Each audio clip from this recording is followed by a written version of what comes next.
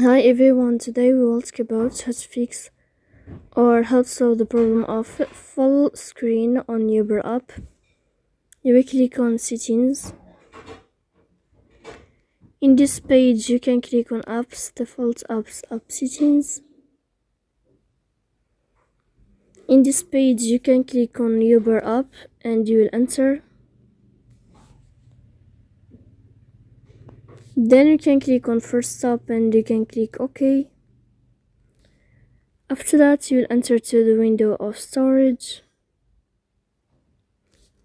Here you can click clear cache. Don't click clear data because that can delete your account. In the end you can turn off your phone and you can turn on your phone again. So please don't forget to support us, like and subscribe. See you next time in another video and thank you for your attention.